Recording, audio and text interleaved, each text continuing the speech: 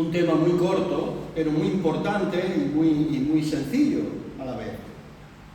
Es un tema para saber que hay formas, porque muchas veces las personas que somos cristianos, creyentes, también como otras personas, no tenemos mucha capacidad de entender las cosas de Dios, ¿no? Y a mí mismo me han preguntado, hermano, ¿y cómo puedo yo saber que estoy en la voluntad de Dios?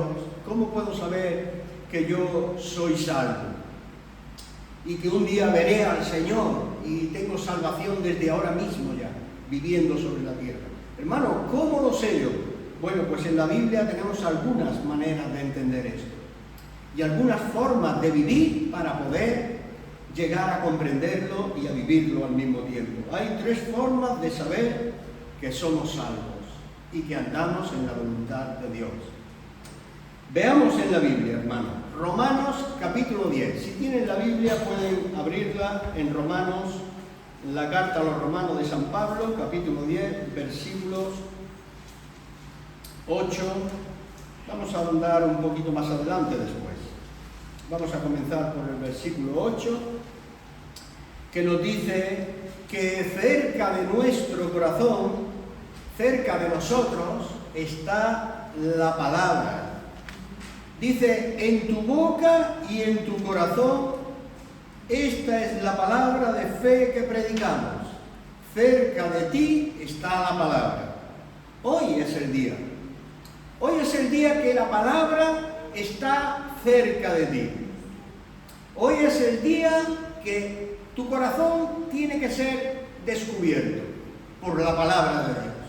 Y una vez que tu corazón, al igual que el mío, como un día fue descubierto, yo no pude esconder nada, porque Dios me descubrió. Y yo dije, perdóname, Señor. Pensaba que era justo, pero no lo he sido. Pensaba que yo era una persona más o menos bien, pero no lo era. Ahora yo te pido perdón por haberme engañado a mí mismo. Y eso es lo que quiere decir este versículo. Cerca de ti está la palabra, en tu boca y en tu corazón. Y esta es la palabra de fe que predicamos.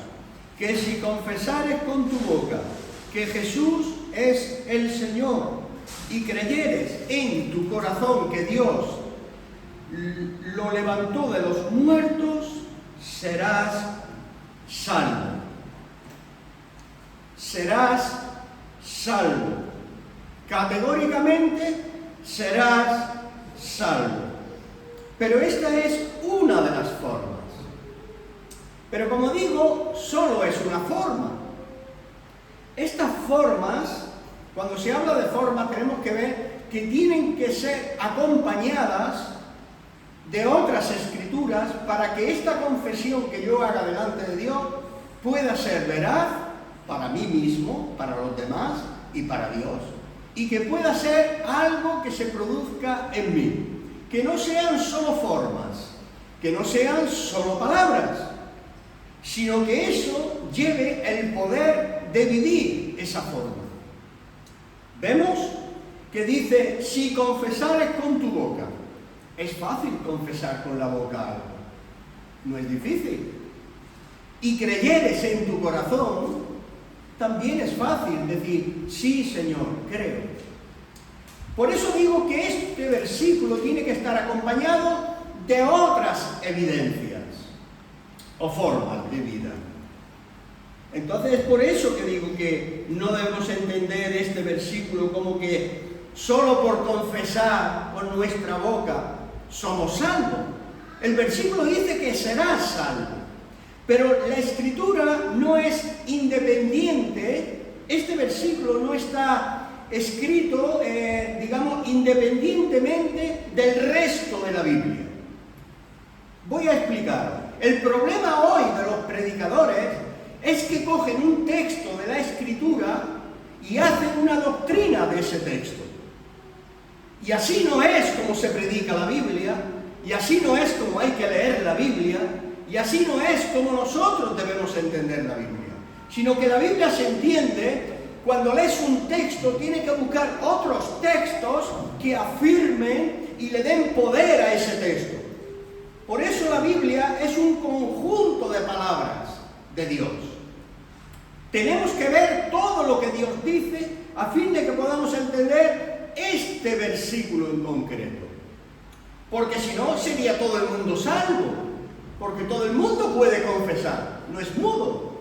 Bueno, ¿y qué pasaría si fuese un mudo? No podría confesar. Así que no te dice este versículo que por solo confesar con tu boca, audiblemente, que ya eres salvo. Tiene que ser respaldado este versículo por otras cosas que tienen que ver con nosotros como personas. Y eso es lo que vamos a ver en esta mañana, que esta confesión debe ser hecha carne en nosotros. No solo un texto en un papel impreso, como lo es en este caso, sino que eso tiene que ser hecho carne por medio de la fe en nosotros.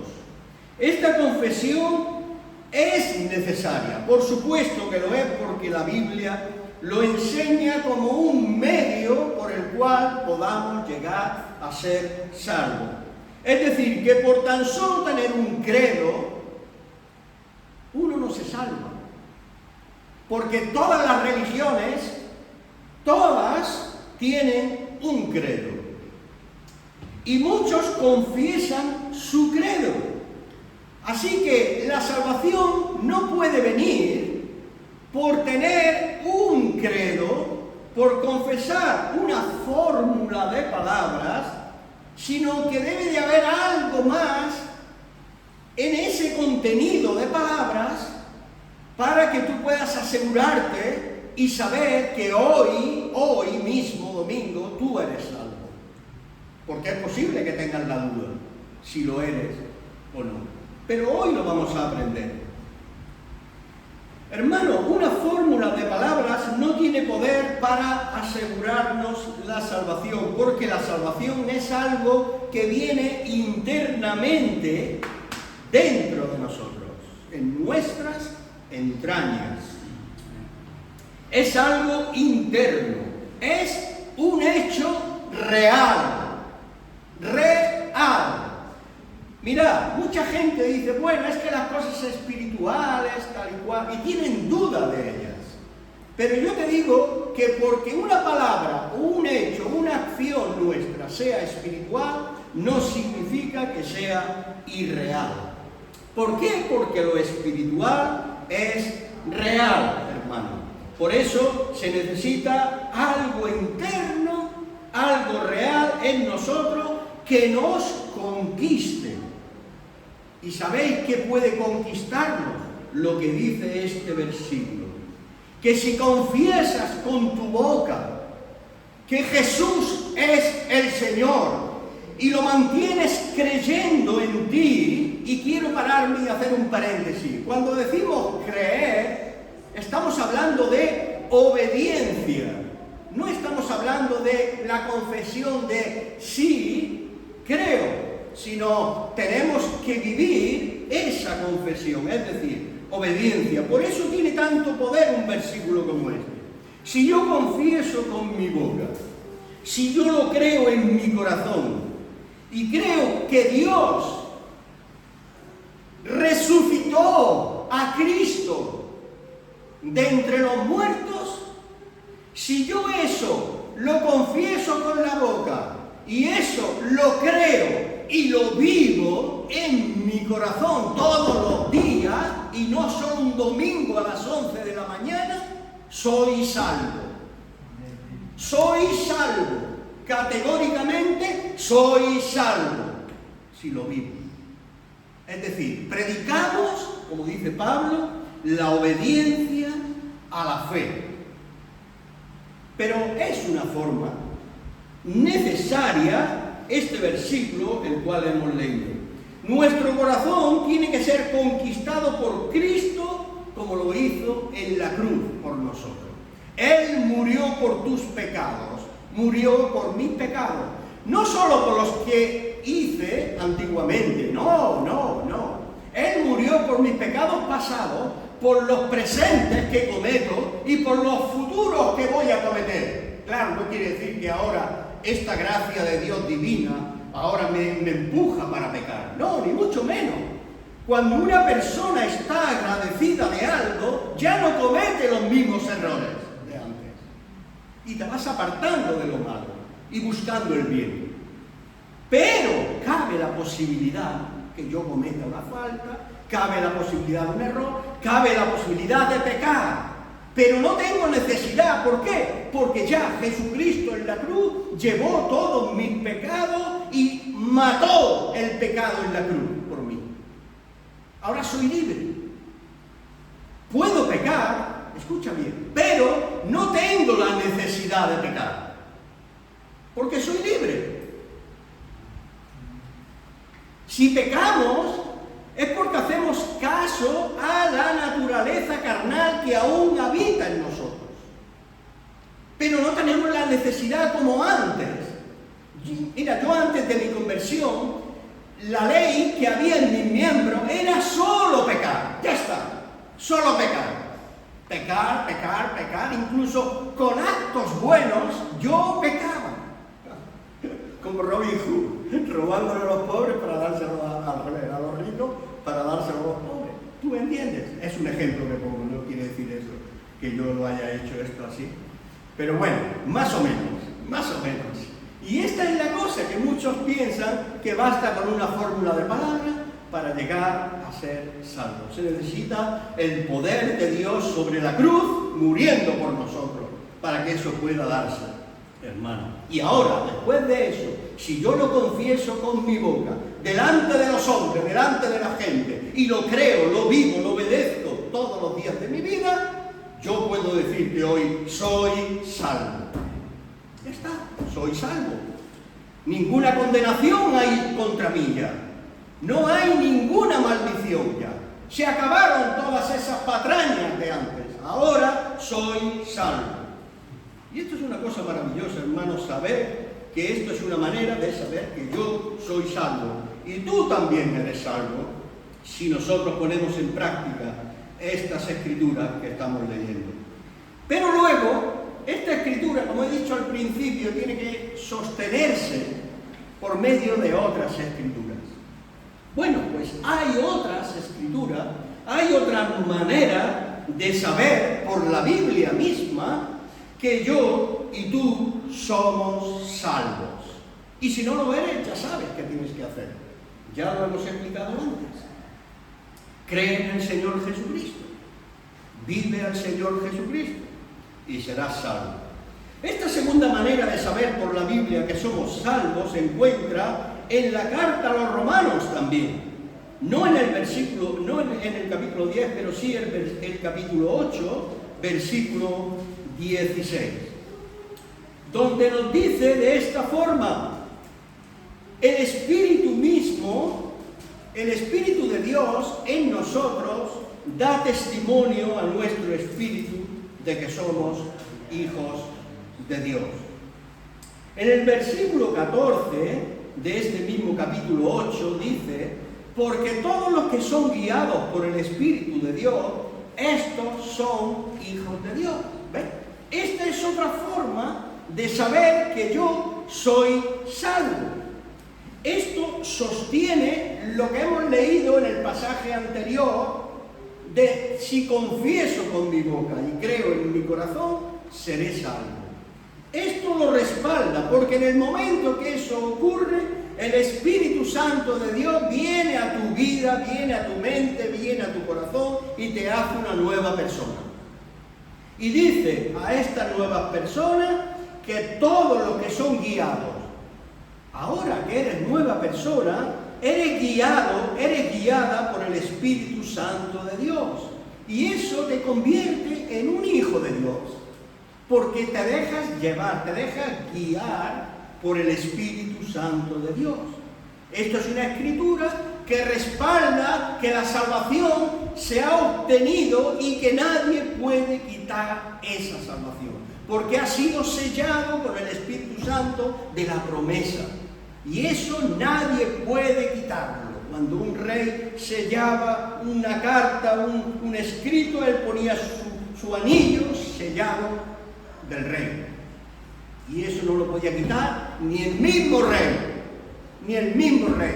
Si vosotros, dice la Biblia, si vosotros sois infieles, yo permanezco fiel. Siempre, siempre. Pero esto nos lleva a ser agradecidos a Dios y a buscar su santidad y el camino de la perfección todos los días de nuestra vida.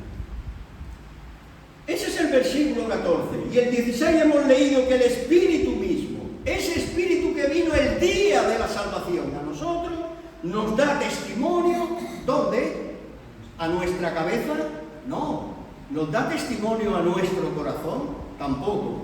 Nos da testimonio a nuestro espíritu. ¿Por qué dice el testimonio del Espíritu Santo de Dios te da testimonio a tu espíritu? ¿Por qué lo dice? Porque Dios no habla al corazón, Dios no habla al alma, Dios no habla a la mente, no habla a las emociones, a los sentimientos. Dios habla al espíritu humano, donde Dios puede entrar realmente. Es lo más profundo del ser humano. Mirad, los psicólogos dicen que, y ellos creen y predican y estudian y enseñan a los alumnos de que el hombre está hecho de dos partes, cuerpo y alma. Pero eso es una mentira. Eso es una mentira. Nosotros somos tripartito, espíritu, alma y cuerpo. Eso somos. Y Dios, cuando viene a hablarte, no te habla a la mente, no te habla al corazón, no te habla al alma, habla al espíritu. Por eso dice, vosotros sois hijos de Dios si os dejáis guiar por el Espíritu de Dios. El Espíritu mismo te da testimonio de que tú eres un hijo de Dios, una hija de Dios. Da testimonio ¿a dónde? A tu espíritu. Por eso, cuando nosotros nacemos de nuevo, Dios pone un espíritu nuevo en nosotros para que un día le podamos escuchar como en el día de hoy. Si Dios ha puesto el espíritu nuevo en ti, tú estás escuchando a Dios. No a Manolo, yo no. Estás escuchando a Dios, porque Dios habla al espíritu del hombre, al espíritu de la mujer, al espíritu humano. Ahí es donde Dios habla. Eso es importante, que nosotros sabemos estas cosas y las repetimos constantemente, porque somos seres finitos, olvidadizos, y nos olvidamos de mucho de lo que Dios nos habla. Y de otra manera, hermano, de otra manera, el ser guiado por el Espíritu de Dios tiene sus frutos, ¿verdad? Porque también este versículo, como el primero que hemos leído, necesitamos que sea respaldado por otras escrituras. Nosotros leemos en 1 Corintios, en el capítulo 2, podemos leer, hermano, Corintios, capítulo 2, podemos leer que nosotros hemos recibido no el espíritu del mundo. Escucha, nosotros no hemos recibido el espíritu del mundo, sino el espíritu que proviene de Dios, para que sepamos lo que Él nos ha concedido. Eso nos dice que nosotros ya no hemos recibido el espíritu del mundo. El espíritu del mundo ha sido clavado en la cruz por aquellos que creemos en Jesús. Ha sido clavado en la cruz. Está muerto, no sirve más para nada. Nuestros pecados han sido perdonados, hemos sido lavados. Dios ha puesto un nuevo espíritu en nosotros. Por eso dice, porque vosotros no habéis recibido el espíritu del mundo, sino que habéis recibido el espíritu de Dios, para que sepáis lo que Dios os ha concedido. ¿Y qué es lo que Dios nos ha concedido? Ser salvos. Eso nos pasa a los creyentes, hermano. No sé si tú sabías todo esto, pero yo te lo digo hoy. Él nos ayuda en nuestra debilidad. No sabemos orar, no sabemos muchas veces pedir lo que conviene, pero el Espíritu mismo que habita en nosotros dice que gime con deseos de perfeccionar nuestra vida. Cuando nosotros pecamos, hermano, el Espíritu de Dios no se marcha de nosotros. Lo único que ocurre es que el Espíritu de Dios que habita en nosotros se entristece, se constrita, está como en silencio, esperando a que tú reacciones y te des cuenta de tu pecado, como el hijo pródigo, que volvió en sí y dijo, anda, si yo estaba en la casa de mi padre y no me faltaba de nada, ¿Por qué ahora tengo que estar aquí comiendo algarrobas? Pero es porque él se acordó, volvió en sí, estaba muerto en sus delitos y pecados. Se había marchado y había gastado toda la herencia que se le había dado. Y lo gastó en todo lo peor de su vida. Sin embargo, volvió en sí y dijo: volveré a mi padre, volveré a mi casa, volveré con mi familia y allí lo tendré todo. Esto significa la iglesia hoy día. La iglesia es la casa de Dios. El Padre es Dios y los hermanos somos la familia. Los hermanos. Amén. Los hermanos que han nacido de nuevo, que tienen el Espíritu Santo de Dios en sus vidas. Sí, hermano, nosotros no vamos a llevar al Espíritu que habita en mí, yo no lo voy a llevar a cualquier sitio, porque entonces lo voy a contristar y él se va a callar en mi vida y va a esperar que yo me arrepienta de haberlo llevado a un lugar donde no debería, bien sea hacer una fiesta de alcohol con las compañeras, con los compañeros, a pasarlo bien, a hablar más de la cuenta, y hacer cosas que no convienen y todo esto, hermano. Nosotros tenemos que tener cuidado, si somos guiados por el Espíritu de Dios, tenemos que tener cuidado de llevar al Espíritu de Dios que vive en mí, en ti, llevarlo a lugares donde realmente son honestos. No quiere decir que estés siempre en la iglesia, no, puedes estar en tu trabajo, en cualquier otro lugar, pero honestamente y honradamente siempre. En tercer lugar, hermano, y con esto vamos a terminar hoy, en tercer lugar tenemos otra forma que la Biblia nos enseña, que nosotros podemos estar seguros de que somos salvos. Pero acuérdate, el primer texto leído no serviría para nada si nosotros no tenemos este segundo texto. Si yo solo confieso con mi boca y creo en mi corazón, pero yo no me dejo guiar por el Espíritu Santo de Dios, si yo no he nacido de nuevo y no tengo el Espíritu de Cristo en mí, de nada sirve que yo confiese Romanos capítulo 10, versículo 8.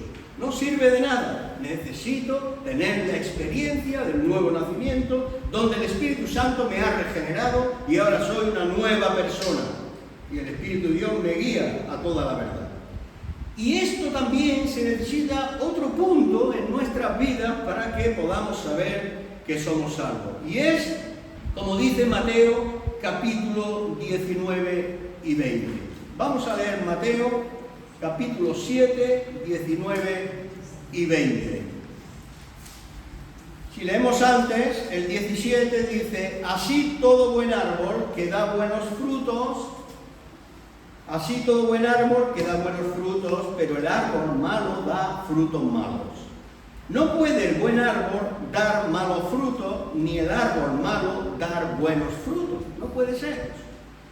Todo árbol que no da un buen fruto es cortado y echado en el fuego. Así que, y estas son palabras de Jesús, por su fruto los conoceréis. Esta es una tercera forma de saber que somos salvos. Si yo veo que en mi vida estos frutos habitan, yo no estoy diciendo que soy perfecto. No. Mira, no estoy diciendo que tenemos que ser perfectos. Tenemos que caminar en el camino de la perfección, por supuesto. Pero esto no nos convierte en seres perfectos automáticamente. Esto es una progresión que vamos andando. Pero los frutos a los que Jesús se refiere, por sus frutos los conoceréis. O sea, que si yo confieso con mi boca, si yo hablo mucho del Espíritu Santo de Dios y todo esto, como se suele decir en muchas iglesias, no siempre están con la misma cantarina, ¿no? Siempre cantando lo mismo, el Espíritu Santo, el Espíritu Santo, el Espíritu Santo, pero el Espíritu Santo no está allí. El Espíritu Santo no está. Está en ello, está el alma, están las emociones, están los sentimientos, está la mente de la gente, están los cuerpos de la gente, pero el Espíritu Santo no está, porque los espíritus de la gente aún no han nacido en ellos. El espíritu humano tiene que estar vivo, tiene que estar despierto en ti. Si no, no te enterarás cuando Dios te habla. No te enterarás, porque Dios solo te va a hablar al espíritu, no te va a hablar a ti. la cabeza. Así que por sus frutos los conoceréis. Y estos frutos, el apóstol San Pablo se encarga de decírnoslo, porque primeramente habla de frutos que antes teníamos, pero ahora nos habla de los frutos que el Espíritu de Dios ha formado y está formando dentro de nosotros. El Espíritu de Dios nos forma el espíritu que se llama, el don que se llama amor, el fruto del Espíritu, mucho mejor que el don. Fruto del Espíritu, amor, gozo, paz, paciencia, benignidad, bondad, fe, mansedumbre y dominio propio. Es decir, dominio propio significa tener una mente sana, la mente de Cristo Jesús, para pensar como Jesús, para pensar como Cristo. Si Cristo iba a este lugar, yo quiero hacer como Cristo lo hacía. Yo quiero hablar lo que Cristo hablaba. No intentaba por ahí echar a la gente como los perros, los gallos de pelea, sino que era una persona con un espíritu de mansedumbre, un espíritu, como dice, los frutos del Espíritu. O sea, que todas esas escrituras que hemos leído deben de estar respaldadas por este versículo de Mateo que dice, por sus frutos los conoceréis. Y San Pablo, en la doctrina para la iglesia, a los Gálatas les dice cuáles son estos frutos que se deben de ver, se deben de ver. Y si nosotros vemos ese fruto, si yo lo veo en mí, si yo lo veo en ti, si tú lo ves en mí, entonces diremos, pues ellos tienen, o él o ella tiene el fruto del Espíritu. Por lo tanto, es salvo, es un cristiano, es una cristiana. Y repito, no estoy hablando de una perfección absoluta donde yo ya no peco.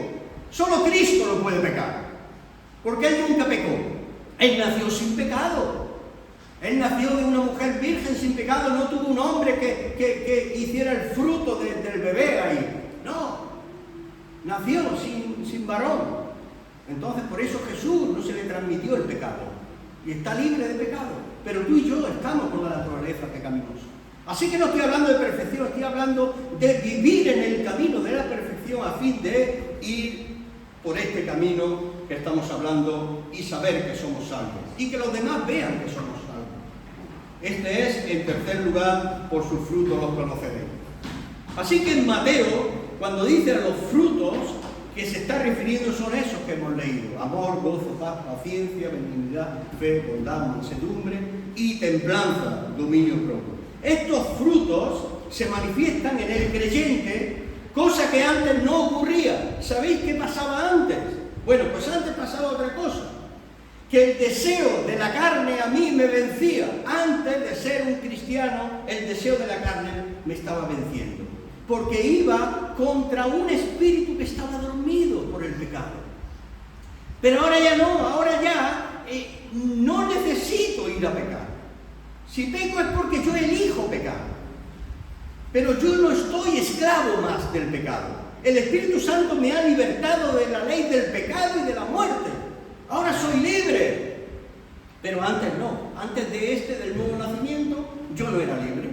Yo solo pecaba. El deseo de la carne era para ir a pecar. Se oponía para hacer el bien. Siempre luchaba, siempre el mal vencía al bien. Ahora no. Ahora el bien vence al mal.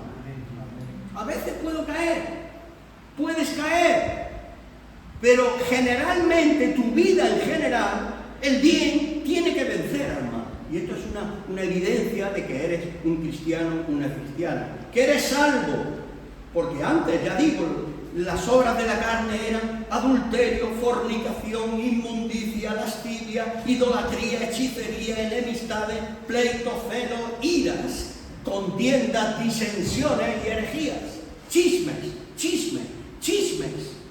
Esas son obras de la carne.